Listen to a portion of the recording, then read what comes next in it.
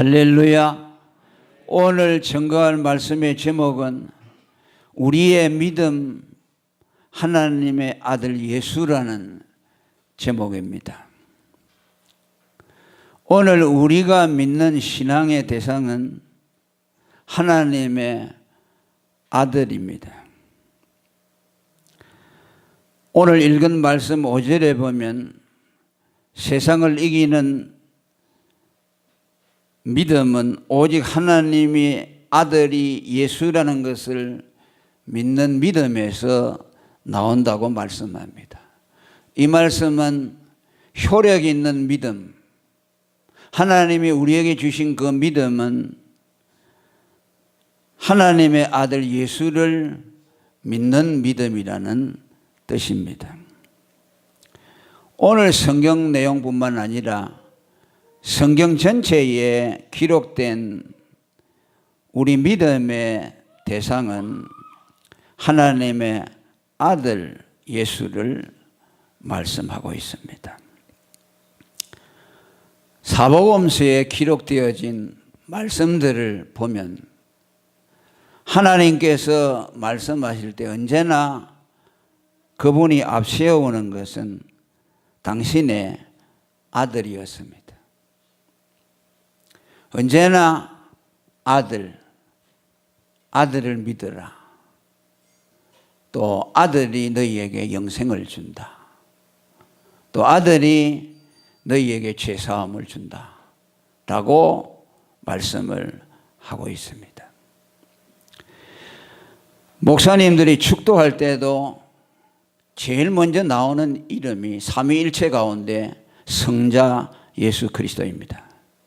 주 예수 그리스도의 은혜와 하나님의 사랑과 성령의 교통이라고 그렇게 말씀했습니다. 빌립보서 2장 10절에도 하나님께서 하늘에 있는 자들과 땅 아래에 있는 자들과 또 땅에 있는 자들로 모든 무릎을 아들의 이름에 꿇도록 했다고 말씀합니다.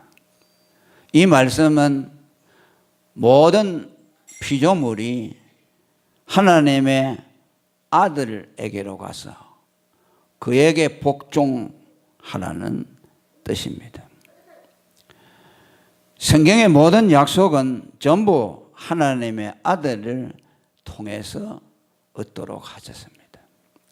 우리가 잘 아는 요한복음 3장 16절에도 하나님이 세상을 이처럼 사랑하사 독생자를 주셨다고 말했고 이는 저를 믿는 자마다 영생을 얻는다고 말했습니다. 하나님의 영생을 어디에 약속했느냐? 하나님의 아들을 믿는 믿음에 약속했다고 말씀합니다. 또 36절에도 보면은 아들을 믿는 자는 영생이 있고 아들을 순종치 아니하는 자는 영생을 보지 못한다고 말씀했습니다.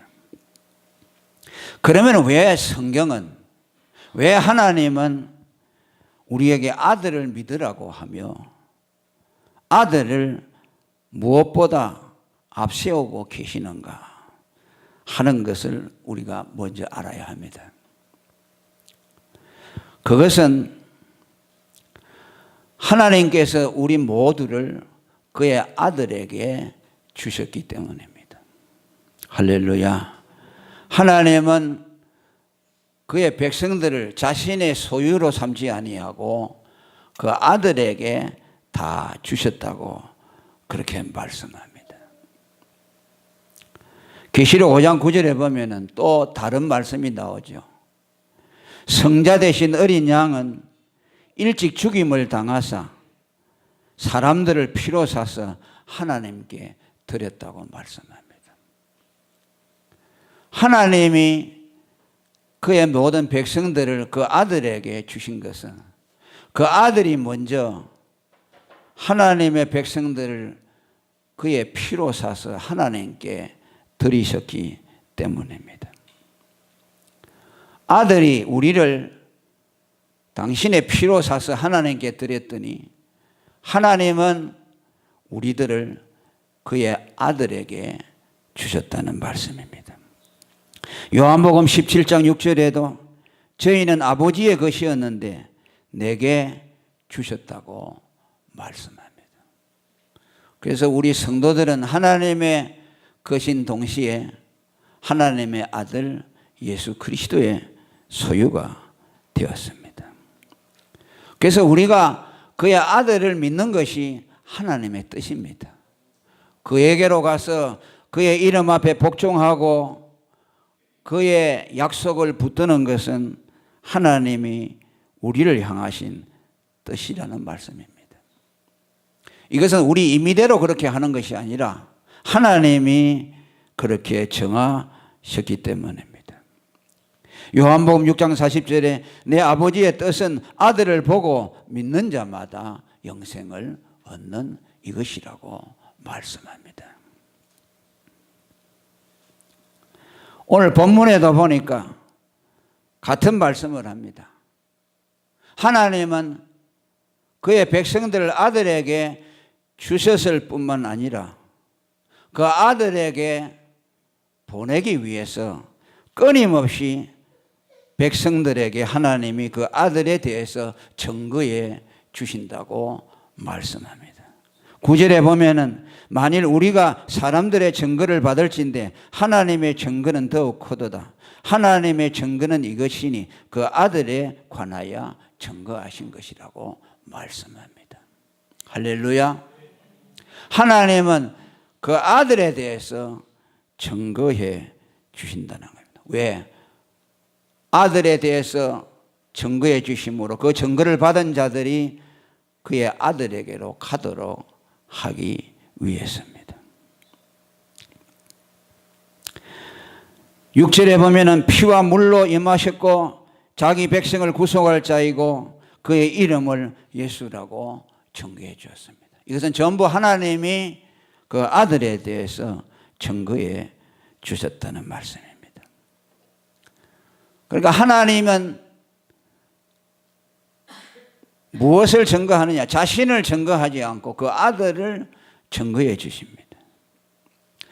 마태복음 16장에 보면 사도 베드로가 주는 그리스도시요 살아계신 하나님의 아들이라고 예수님께 고백했을 때 하나님이 뭐라고 했습니까? 그 예수님이 뭐라고 했습니까? 이를 내게 알게 한 일은 네 혈육이 아니요 하늘에 계신 하나님이라고 말씀합니다. 베드로가 예수를 보고 당신은 하나님의 아들 그리스도라고 고백한 것은 하나님이 그에게 가르쳐 주신 때문이라고 합니다. 베드로 스스로 연구해서 깨달은 것이 아니고 하나님이 그의 영혼에 증거해 주셨다는 말씀입니다.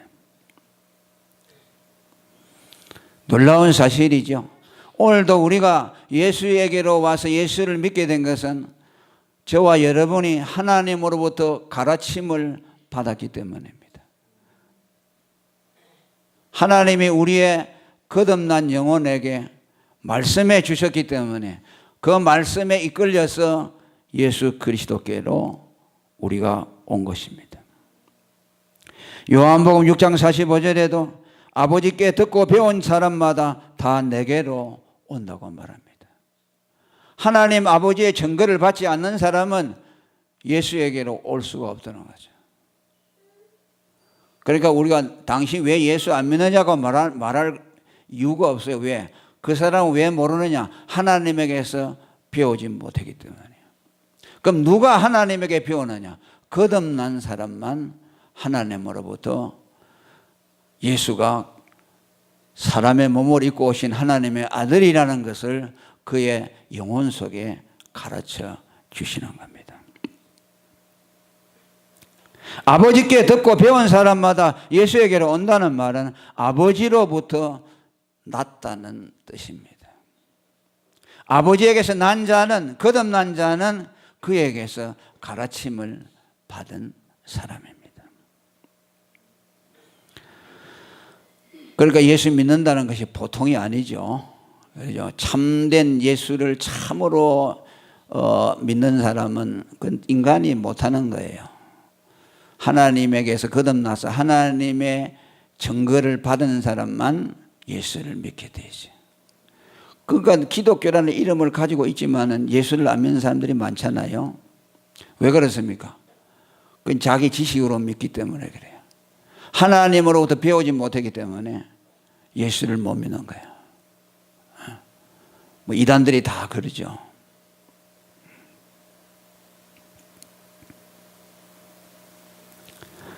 그렇기 때문에 하나님은 아들을 믿고 그에게로 가서 그의 소유가 되게 해 주셨고, 또 그것을 통해서 하나님이 아들을 통해서 섬김을 받으시는 것이 하나님의 경륜이에요. 하나님이 그의 백성들을 그리스도 아들에게 주셔서 그 아들을 섬기도록 한 것은 곧 하나님 자신을 섬기는 일이라는 말씀입니다. 하나님은 자신이 섬김을 받기 위해서 어떻게 섬기냐? 우리를 향해서 직접 섬기라고 하지 않습니다. 너희는 나를 섬기라고 하지 않고 아들을 섬기라고 하시고, 그 아들을 섬기는 것을 통해서 하나님은 섬김을 받으시는 겁니다. 이것은요, 놀라운 비밀입니다. 이것을 사람들이 잘 몰라요.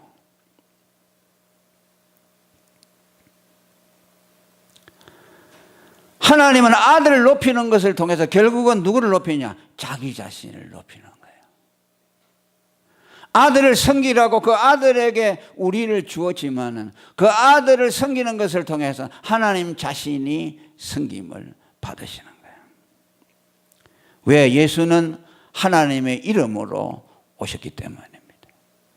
요한복음 5장 43절에 나는 내 아버지의 이름으로 왔으니 나를 사람들이 영접지 아니했다. 나를 영접하지 않은 것은 아버지를 영접하지 않은 것이라고 말했습니다. 44절에는 너희가 하나님의 영광을 구했으면 나를 믿었을 것이다. 하나님으로부터 오는 영광을 구하지 아니하기 때문에 나를 믿지 못했다는 말씀입니다. 우리는 어떻게 하면 하나님을 섬기겠습니까? 라는 것에 대해서 정확한 이해를 가져야 합니다. 사도 바울은 예수 믿는 사람들 잡아 죽이고 예수를 핍박하는 것이 하나님을 섬기는 것이라고 잘못 생각했죠. 그래서 그는 열심을 다해서 유대 율법에 충성하고 예수 믿는 사람들을 잡아 죽이는데 앞장섰습니다. 그런데 성경은 뭐라고 말합니까?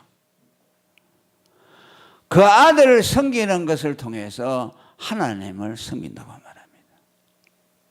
여러분들은 하나님을 섬긴다는 것을 하면 뭘 떠올립니까? 한번 생각해 보세요. 성경이 말하는 하나님을 섬기는 것은요, 그 아들을 섬기는 거예요. 그 아들을 섬기지 않으면 하나님을 섬기는 거 아니죠. 지금도 유대인들은 하나님을 얼마나 열심히 섬깁니까? 그런데 그 섬김을 하나님이 받습니까? 안 받죠. 하나님하고 아무 상관이 없어요.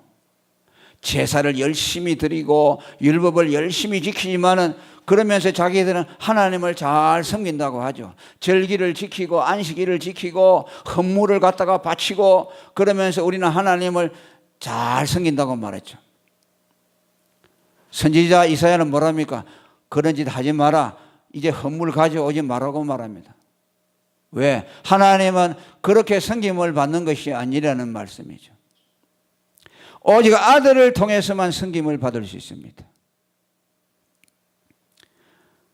그것은 곧 아들의 복음, 아들이 우리에게 주시고 간 것은 무엇이냐? 너희는 나를 섬기는 것은 내가 이룬 복음을 섬기는 것이 나를 섬기는 것이라고 말합니다. 그래서 로마서 1장 9절에 바울 사도는 이렇게 말합니다. 나는 하나님을 섬기는데 어떻게 섬기느냐? 그 아들의 복음을 전하는 일로 중심으로 하나님을 섬긴다고 말합니다. 오늘 우리가 하나님을 섬기는 것은 예수 그리스도 그 아들을 섬기는 것이고, 더 구체적으로 말하면 그의 몸된 교회를 섬기는 것이고 그의 복음을 섬기는 것이에요. 교회와 복음을 섬기지 않는 사람은 하나님을 섬기는 사람이 아닙니다. 그건 유대교적인 하나님의 섬김이에요. 왜? 하나님은 아들을 통해서만 섬김을 받으시기 때문입니다.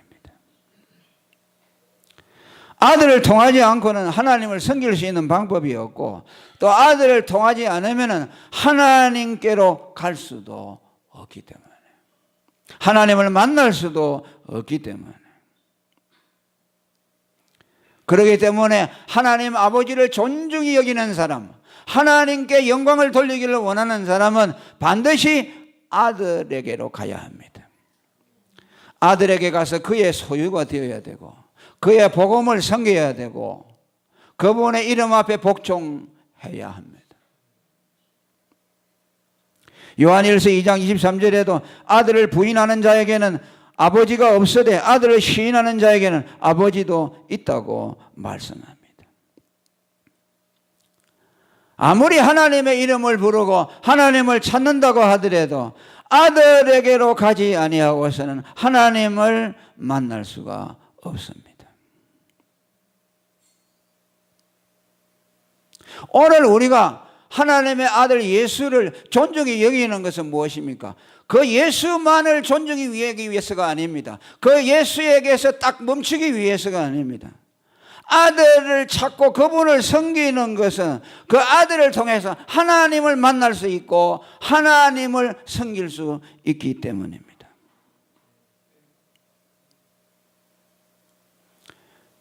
저번에 어떤 집사님이 이단들이 찾아와서 복음을 전하는데, 왜 당신들은 맨날 예수만 얘기하지 하나님 얘기는 안 하고 하나님을 섬겨야지 예수만 섬긴다고 하느냐라고. 그 사람들은 이제 여호와의 증인 같은 사람들이죠. 그러니까 하나님의 교회나 신천지나 이런 자들은 입에 하나님의 이름을 달고 있어요. 그럼 하나님의 이름을 부르니까 하나님을 믿는 사람입니까? 아니에요. 하나님과 전혀 상관이 없어요. 예수를 통하지 않고는 하나님을 만날 수가 없어요. 예수를 섬기지 아니하는 사람은 하나님을 섬길 수가 없어요. 우리가 예수 하는 것은 왜 예수라고 합니까? 그 예수가 우리를 하나님께로 이끌어 가기 때문에 그래요.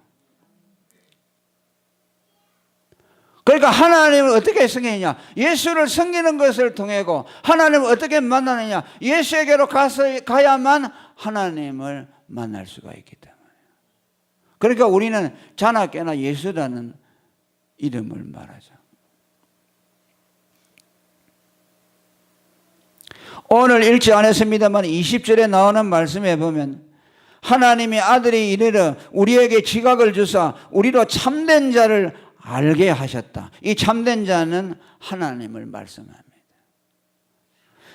하나님의 아들이 와서 우리에게 그 하나님 참된 자를 알게 하시고 우리로 아들 그리스도 안에 있게 하시고 또 그가 참 하나님이시요 영생이라는 것을 우리에게 알게 해 주셨다는 말씀입니다.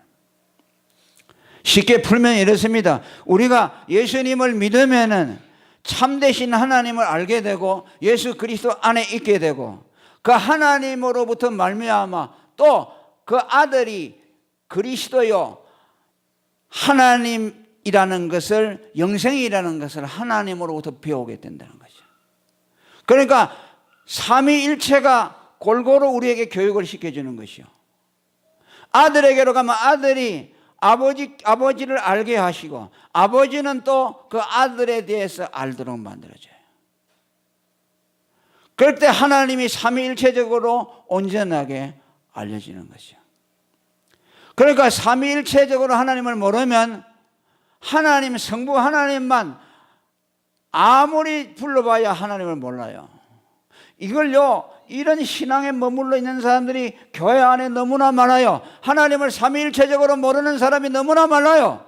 그 입에 예수라는 이름이 한 번도 불려지지 않은 사람들이 많아요. 자나깨나 하나님 뿐이에요. 그 사람들이 볼 때는 믿음이 좋아 보여요. 하나님 중심적인 거 보여요. 아니에요. 우리 교단의 표가 하나님 중심, 성경 중심, 교회 중심입니다. 그러니까 하나님 이름을 부르고 하나님만 초점을 맞추면 하나님 중심이라고 생각해요. 그렇게 가르치는 교회들이 있어요. 얼마나 잘못되는지 몰라요. 하나님 중심이라는 것은 삼위일체 하나님 중심을 말하는 것이요, 성자와 성부와 성령을 공히 한 분으로서 그 삼위일체의 놀라운 신비를 아는 사람이에요. 목사님들 중에도 삼위일체는 말하지 않습니다. 왜? 그건 사람의 머리로 이해할 수 없다 그래요. 그러나 나는 알아요. 삼위일체를 경험하고 믿어요. 여러분들도 경험할 수 있어요. 아들을 믿으면 아들이 우리를 아버지께로 이끌어 주시고, 아버지께로 가면 아버지가 또 아들이 누구인가를 명백하게 성령을 통해서 깨닫게 해줘요. 그분이 하나님이시고 사람이신 동시에 우리 죄를 위해 죽으신 대속자라는 것을 알게 해주시고, 성령을 통해서 명백하게 우리에게 깨닫게 해주는 겁니다.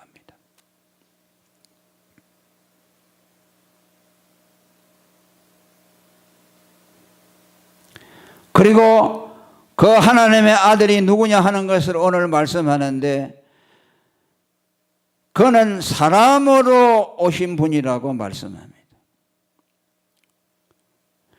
삼위일체 가운데 성부와 성령은 육체를 가지고 있지 않습니다.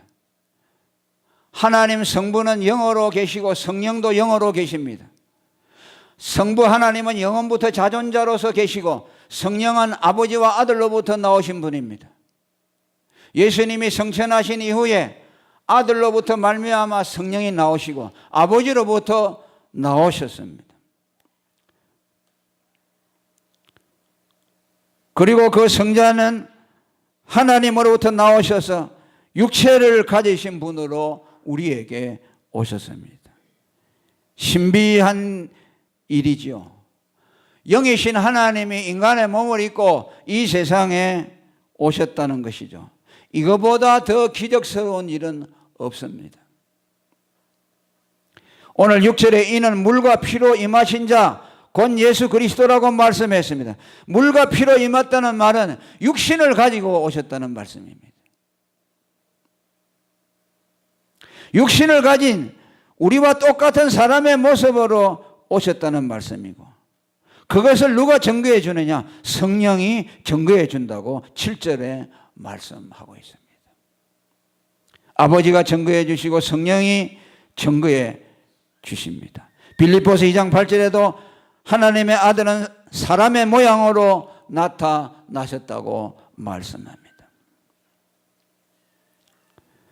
여러분, 예수님이 하나님이라고 하시니까 그저 우리하고 저 많이 다른 그런 존재라고 생각할지 모르지만, 예수님은 우리와 똑같은 육체를 가지고 우리와 똑같은 성정을 가지고 감정을 가지고 의지와 정서와 이 모든 것들을 가지고 오셨습니다.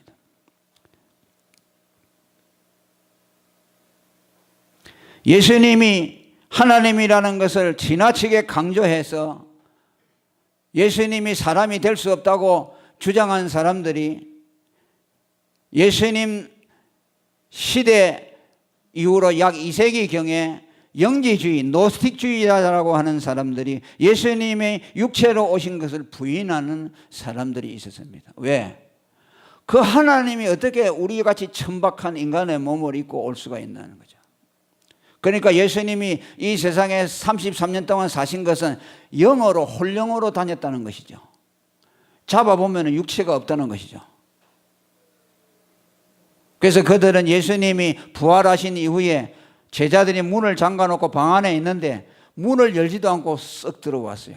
그것을 보고 예수님은 홀령이라고 없다고 그랬어요. 또 예수님이 부활했다고 하니까 영과 육은, 혼은 영과 살과 뼈가 없지만 나는 뼈가 있다고 제자들에게 만져보라고 그랬죠. 왜 죽은 자가 살아났다고 하니까 저건 정상적인 사람이 아니고 무슨 홀령이나 귀신으로 살아났을 것이라고 하죠. 그런데 보니까 전에 그대로 모습이 있고 손에 못자국도 있고 그대로 있어요. 그러면서 친히 자기가 사람이라는 것을 증거하기 위해서 제자들에게 물고기를 잡아오라 해놓고 그것을 물고기를 구워가지고 제자들과 함께 조반을 먹었다고 말씀합니다. 그분은 부활 전에도 우리와 똑같은 인간이었고 부활하신 이후에도 우리와 똑같은 인간으로 부활하셨습니다. 마태복음 13장 55절에 보면 예수 그리스도는 그 어머니 마리아, 아버지 요셉이라고 말하고 있고 그 형제들은 야고보, 요셉, 시몬, 유다라고 말합니다. 형제간들 속에서 복잡하게 살았어요. 그러나 다른 것이 있다면 예수님은 성령으로 잉태됐기 때문에 아버지 없이 태어난 거죠. 그 형제 4명은 아버지와 어머니 사이에서 태어났지만 예수는 동정녀 마리아에게서 태어났습니다. 그는 하나님이시기 때문에 구별되게 아담의 원죄를 받아 나서는 안 되기 때문에 성령으로 잉태되었습니다. 또 예수님 자신도 목수일을 직접 하셨습니다. 아버지만 목수가 아니라 그는 성인이 되어서 아버지를 따라다니면서 목수일을 배워서 직접 목수 노릇을 했다고 마가복음 6장 3절에도 말씀합니다. 이 사람이 마리아의 아들 목수가 아니냐라고 말합니다. 예수님을 보고 목수라고 해서요. 예수님은 집을 잘 지었어요. 오늘로 말하면 도목수 같은, 한국말은 도목수 같은 사람이죠. 대패를 밀고 톱으로 자르고 집을 짓는 그런 목수였습니다. 우리와 똑같은 사람으로 오셨습니다. 신비죠. 그 인간이 하나님이시라는 거죠. 그 안에 하나님이 계시고 그 자신이 바로 하나님이시라는 말씀이죠. 이런 일이 어디에 있습니까? 그래서 여러분 우리가 믿는 신앙은요 기적적인 종교예요. 초월적인 종교예요. 모든 것을 이기게 하잖아요. 예수님이 초월적인 존재로 인간으로 오셨다. 오늘도 우리는 육체라는 것을 잊고 있죠. 그러면서 동시에 초월적인 존재입니다. 왜? 우리 안에 거듭난 하나님의 사람이 있어요. 내 안에 그리스도가 계시면서. 그러니까 우리는 이 세상에 질 수가 없어요. 반드시 이기는 겁니다. 세상을 이기게 되고 마귀를 이기게 되고 그게 초월적인 존재예요. 그냥 이 세상에 사는 사람들처럼 그냥 육신에 매여가지고 육신 것만 찾아서 뭐 먹고 살까 이것만 헤매다가 가는 사람들이 아니고 우리 안에는 초월적인 존재 속성이 있어요. 그것이 세상 사람과 다르게 하는 겁니다. 많은 사람들은 우리가 뭐 세상 사람들 똑같고 우리도 먹고 살아야 되고 뭐 세상에 나가서 돈 벌어야 되고 물론 그건 다 해야 되죠. 그러나 그들과 똑같을 수가 없죠.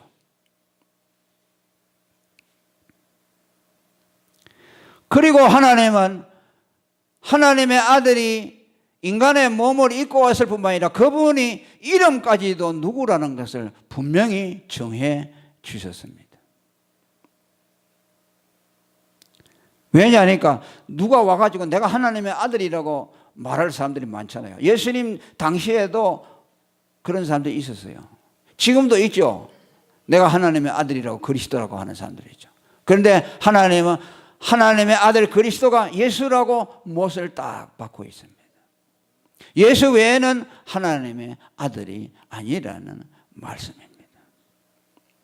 본문의 5절에 아까도 읽었습니다만 예수께서 하나님의 아들이심을 믿는 자라고 말씀합니다. 하나님의 아들은 다만 사람의 몸을 입고만 온 것이 아니고 그분의 이름까지도 정해놓고 예수라는 그분이 사람의 몸을 입고 오신 하나님이라는 말씀입니다. 이건 마태복음 1장 21절에 요셉에게 하나님의 사자가 나타나서 직접 이름을 지어줬습니다. 이름을 예수라 하라. 이는 자기 백성을 저희 죄에서 구원할 자이심이라고 말씀했습니다. 이것은 바로 오늘 우리가 하나님의 아들을 믿어야 할 뿐만 아니라 누구를 믿어야 하느냐? 예수를 믿어야 한다는 말씀입니다.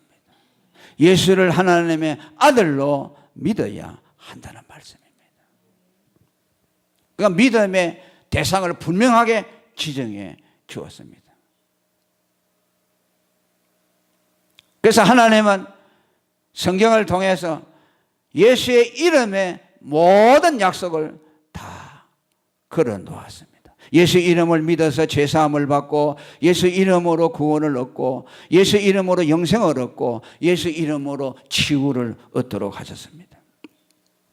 13절에 오늘 읽은 대로 내가 하나님의 아들의 이름을 믿는 너희에게 이것을 쓴 것은 너희로 하여금 너희에게 영생이 있음을 알게 하려 함이라. 할렐루야. 하나님의 아들 예수의 이름을 믿으면 영생을 얻습니다. 아멘. 이걸 믿는 사람은 오늘 즉시 영생을 얻습니다. 사도행전 10장 43절에도 그 이름을 힘입어 죄사함을 받는다고 말합니다. 예수의 이름을 믿으면 여러분들의 모든 죄가 눈과 같이 휘어지게 될 것입니다. 사도행전 4장 12절에도 다른 인간으로서는 구원을 얻을 수 없나니 천하 인간의 구원을 얻을 만한 다른 이름을 우리에게 주신 이가 없다. 예수라는 이름을 통해서 우리로 구원을 얻도록 했다고 말씀합니다. 하나님이 누구에게 들어가시느냐? 예수를 하나님의 아들이라고 시인하는 자에게는 하나님이 그 사람 안에 들어가 거하신다고 말씀합니다. 아멘. 저는 하나님 만나고 싶어요. 하나님 저와 함께 하세요. 이렇게 기도하지 마세요. 예? 기도하지 말고 내가 예수를 하나님의 아들로 시인합니다 하면 하나님이 들어오셔요. 그런데 그거는 예수가 하나님의 아들이라는 건 시인 안 하고 하나님 내게 들어오시오. 그러죠. 어떻게 하면 하나님이 나하고 같이 있을까요? 어떤 집사님 보니까 하나님하고 참 친한 것 같은데 하나님 저한테도 좀 오셔서 제 안에 오세요. 그러죠. 여러분 백날 기도해 보세요. 하나님 안 옵니다. 예수를 누구로? 하나님의 아들로 시인하고 받아들이면, 그죠? 예수가 여러분 안에 들어와서 거하기 시작합니다. 아멘. 그래가지고 영원히 함께 하시는 거예요. 언제까지? 영원히. 여러분들이 죽어도, 여러분들이 무덤 속에 들어가도.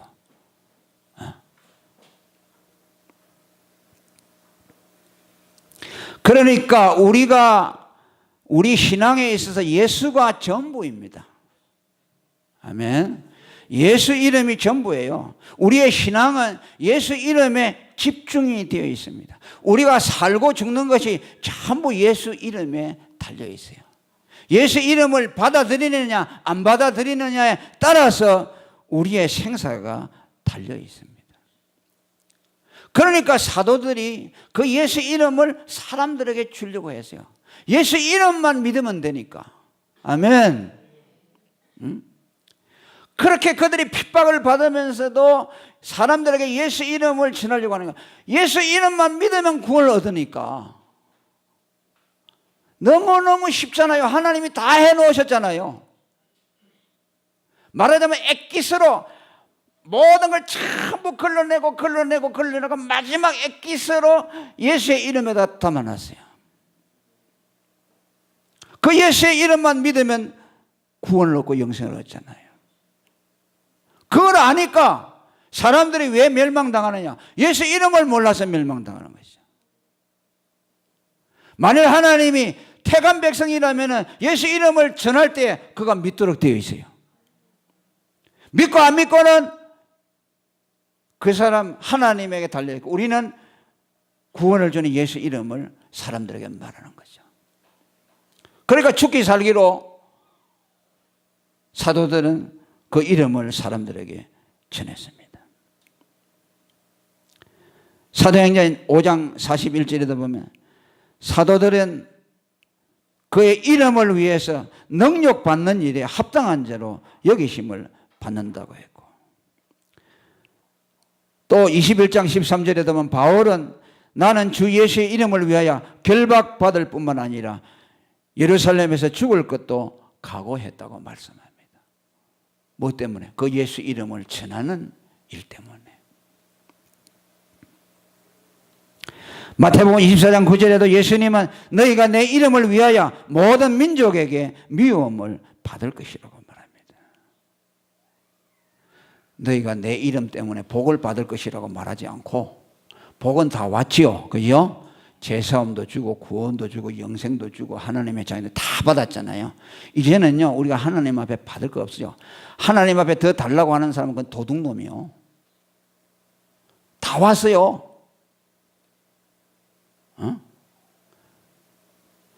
오늘 많은 사람들이 어떻게 생각해요? 제가 저번에도 그 칼럼에 썼습니다만요. 예수 믿고 구원 얻는 것은 기본이라고 생각해요. 기본이고 그건 뭐 예수 믿으면 다 받으니까 그 다음에 이제 2차적으로 받아야 된대요. 건강의 복도 받고 물질의 복도 받고 성공의 복도 받고 명예의 복도. 그거 뭐냐니까 이제 예수 믿고 구원 얻는 것은 그냥 밑바탕이요. 이거 아주 기본적인 것이요. 얼마나 잘못됐어요. 예수 믿고 구원 받은 것은요 전부입니다. 아멘. 여러분 이 생각을 안 바꾸면 여러분들이 영원히 불행해요. 예수 믿고 구원받아도 불행해요. 왜? 자기가 얼마나 엄청난 것을 받았다는 걸 모르기 때문에 불평이 떠날 수가 없어요. 항상 돈 많은 사람들, 건강한 사람들을 비교하면서 자기는 아무것도 받지 못했다고 생각해요.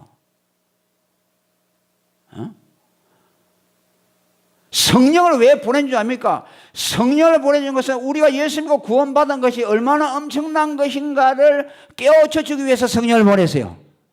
성령 받은 사람은 그것을 알게 되어 있어요. 나는 하나님으로부터 모든 걸 다 받았다는 것을 가르쳐 주기 위해서 오늘 또 성령이 와서 우리 옆에 와서 말해주는 거야. 예수 믿고 구원받은 것은 기초받은 것이 아니에요. 전부를 받은 것이요. 아멘. 모든 걸 다 받았어요. 왜? 하나님 자신을 준 거 아니에요. 하나님 자신을 내어주어서 우리를 구원했잖아요. 그런데 뭘 또 달라고 하는 것이요. 무엇이 아직도 못 받았다고 하나님 앞에 원망하는 것이요. 그건 도둑놈 아니요.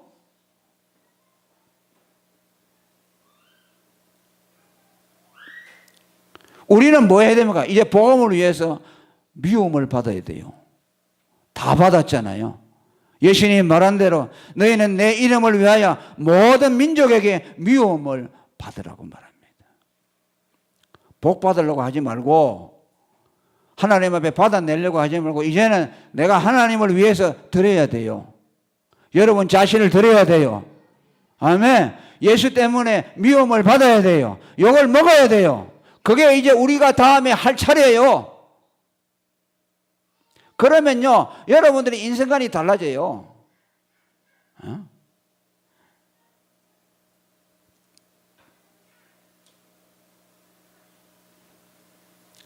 우리는 이 예수 이름, 여기에 하나님의 사랑의 엑기스가 다 담겨 있고, 이걸 가지고 하나님이 그의 구원과 모든 경륜을 다 이루어 나가잖아요. 역사의 시종 종말도 예수 이름 때문이에요. 그 예수 이름으로 구원하는 것 때문에 역사를 지금 수레바퀴를 돌리고 있어요. 택한 백성이 예수를 믿고 구원받는 수가 다 차면 예수님이 오신다고 말씀했어요. 여러분들 무슨 계획으로 삽니까? 뭐 우리나라가 3만 불 돼가지고 더 잘 살고 뭐 더 잘 살게 거기에 소망 같습니까? 여러분들이 앞으로 생활이 더 나아질 것이라는 이런 데 기대를 가지고 삽니까? 헛된 망상을 깨시기 바랍니다.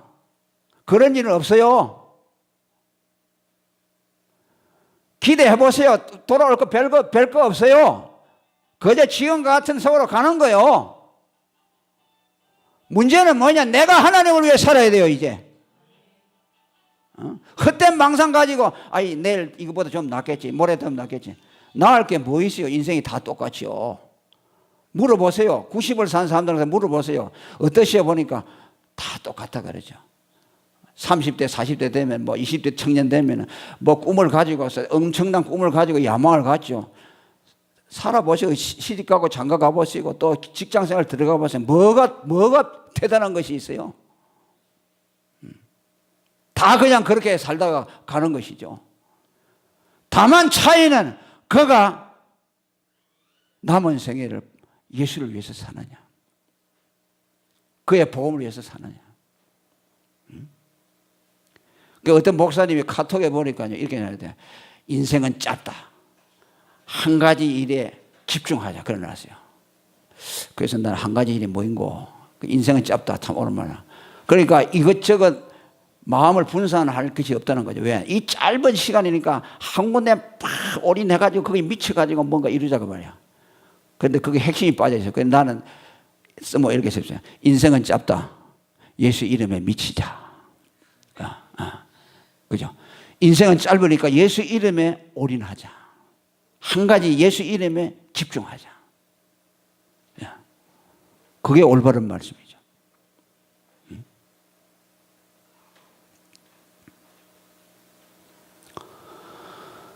오늘 여러분 우리가 현실적이라는 말을 많이 하죠. 현실적. 예수 이름이 있으면요 모든 것이 해결돼요. 할렐루야.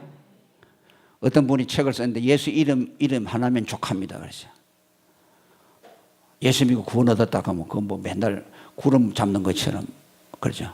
그 옛날에 어떤 할아버지가 처음에 교회에 가니까 예수 믿으면 구원 받습니다. 그러니까 아니 10원을 주지 왜 구원만 주느냐고 그랬대요. 그게 뭐냐니까 예수 구원해봐야 뭐 생긴 일이 없다는 거야. 뭐 예수 믿어봐야 예수는 구원을 줄지는 모르지만은 돈 10원은 안 생긴다는 거지.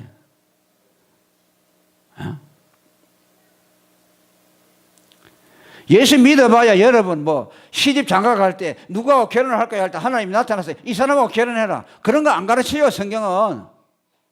장사하려면 어떤 사업을 하면 잘 되겠습니까? 하나님이 꿈속에 나타나서 이거 해라. 말하지 않아요. 하나님은 그렇게 하지 않아요.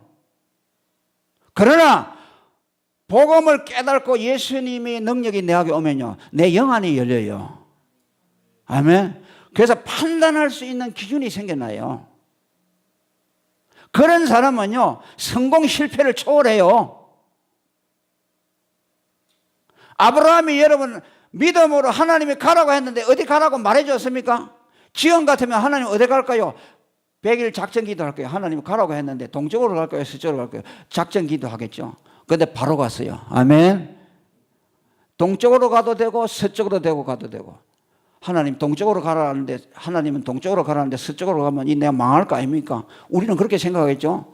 그래서 어디 갈 것인지 방향까지 가르쳐주세요 그러죠. 하나님은 그렇게 안 하세요. 무조건 가라는 것이요. 떠나라는 그 말에 순종하라는 것이요.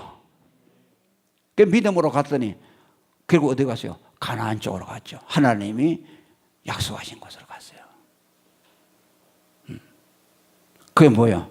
믿음으로 사는 사람은 하나님께서 분별력을 줘요. 이기냐 저기냐 뭐 세밀하게 하는 게 아니라 하나님은 큰 그림을 보여줘요.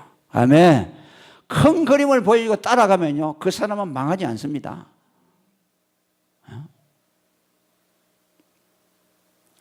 미국에서 1950년대 대공황이 왔을 때요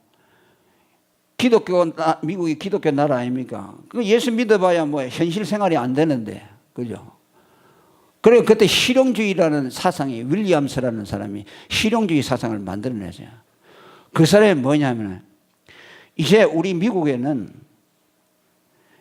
학교에서 학생들을 가르치는 교사 10사람보다 제빵 공장에서 빵을 하나 만들어내고 기계를 하나 만들어낸 그 사람이 더 필요하다.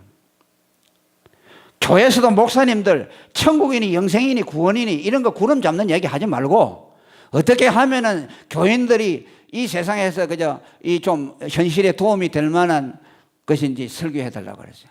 그때부터 여러분 미국이 변질되기 시작했어요.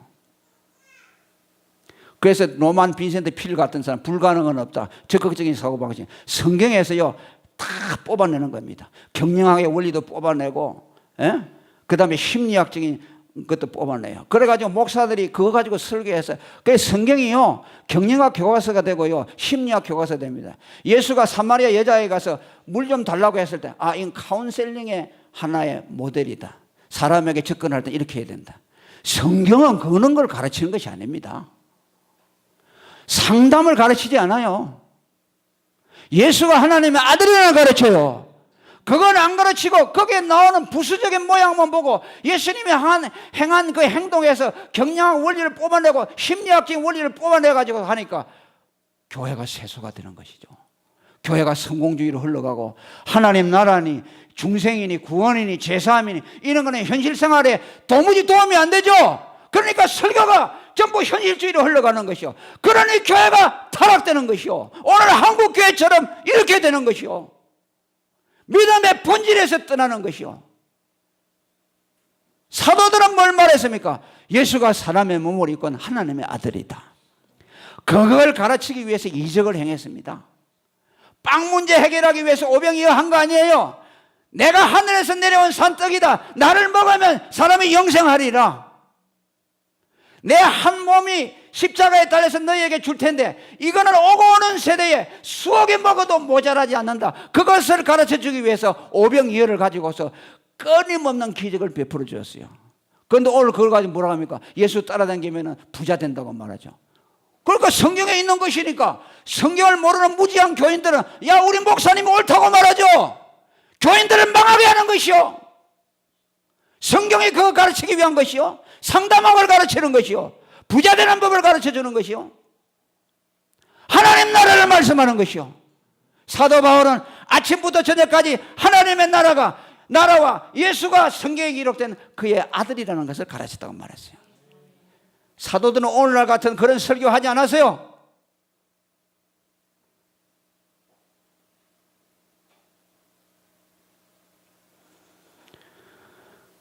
얼마 전에 김희경 교수라는 분이 경영학자 하나님이라는 책을 썼어요. 기가 막혔어요. 성경은요, 귀에 기울면 귀걸이, 코에 기울면 코걸이 전부 다 있어요. 방대하기 때문에. 하나님의 경제학자로 보면요, 경제학 원리가 다 나와요. 그럼 거기서 교인들 다스리고 목회하는 원리들 갖다 장사하듯이 사람들 마음을 이렇게 해가지고서 그냥 이렇게 해주죠. 여러분 똑바로 알아야 돼요. 신앙은요, 우리가 이 세상에서 잘 먹고 잘 사는 거 가르치는 거 아니에요. 잘 살면, 예수를 잘 믿으면 하나님이 그렇게 해줘요. 그러나 그것을 위해서 신앙이 있는 것이 아니라 그 말이에요. 우리 조상들은 예수가 하나님의 아들이라는 분명한 핵심을 갖고 믿었기 때문에 하나님이 그들을 축복해 준 것이요. 지금은 바꿔졌다 그 말이에요. 그 사람들의 결과만 보고 이렇게 하느라. 그러니까 결과를 가지고서 우리가 복받기 위해서 현실 문제 해결해서 이렇게 믿어야 되겠다. 그래서 성경을 이용하는 것이죠. 그러면은 그거는 뭐요? 타락되는 것이요. 정말 예수를 잘 믿고 예수의 이름에 초점을 맞추고 참된 신앙으로 돌아가면요, 하나님이 반드시 복을 줘요. 그러나 복받기 위해서 예수를 이용해서는 안 된다는 말이에요. 성경 그것을 가르치는 것이 목적이 아니요. 사람의 몸을 입고 오신 하나님의 아들 예수. 그분이 내 죄를 위해서 죽으셨다. 얼마나 고마우냐. 하나님이 이 은혜에 감사해서 백골나방 주님을 위해서 살겠습니다. 나는 마음이 우러나서 주님을 위해서 충성을 하고 희생을 할 때에 하나님이 그 사람에게 복을 주는 것이요. 희생은 안 하고 감사도 없고 성경에서 복받는 있지만 뽑아내가지고 이거 가지고서 요령껏 하나님이 그런 하나님이요. 하나님이 그런 데 쏘가 넘어갈 것 같아요. 하나님을 어떻게 봅니까? 사람의 수준으로 봅니까? 참된 신앙을 가져야 됩니다. 예수가 하나님의 아들이에요. 그 하나님이 우리를 구원하기 위해서 사람의 몸을 입고 왔다. 얼마나 엄청난 일입니까? 그만 그거 말하면요, 아무것도 안 보여야 돼요. 그만 정신이 없어가지고서 내가 살고 죽고 내가 성공하고 실패하는 거 그건 잊어버려져야 돼요. 거기에 그만 내가 앞이 캄캄해져야 돼요. 아멘. 그러니까 예수님이 그 산상수훈에 변화산에서 예수 외에는 아무도 보이지 않더라. 하나님이 다 거두고 갔죠. 엘리야도 데려가 버리고 모세도 데려가 버리고. 우리는요, 하나님의 사랑이 얼마나 크다 하는가. 하나님의 인간의 몸을 입고 우리를 왜 죽어줬다는가. 이 엄청난 사실에 주목해야 됩니다. 이게 전부입니다. 이게 예수 믿는 전부예요. 여기에만 우리는 초점을 맞춰야 돼요. 우리가 천국 가서 뭐 할 줄 압니까? 예수님이 우리 죄를 위해 죽었다. 어린 양을 송축하는 것이요. 그거 외에는 아무것도 없어요. 여러분, 이런 참된 믿음을 가지세요. 예수가 하나님의 아들이고 그분이 사람 되어 와서 우리 위해 죽으시고 그 이름에다가 모든 약속을 걸어놓고 가셨어. 그 이름 때문에 오늘 우리가 살았지 않습니까? 그래서 우리도 하나님을 섬기는 것이 무엇이냐? 예수 이름을 섬기는 것이 하나님을 섬기는 것이다. 거기에 초점을 맞추고 다 잊어버리고 살다 보면요, 하나님이요 모든 걸 다 되게 해요. 여러분들이 하나님 말씀 제쳐놓고 아무리 발버둥을 쳐요 안 돼요. 하나님 이 복음만 붙들고 살면요, 나도 모르게 자동적으로 따라되도록 되어 있어요. 여러분 우선순위를 정하시고 이 일에 올인하는 저와 여러분이 되기를 축원합니다. 통성으로 기도하겠습니다.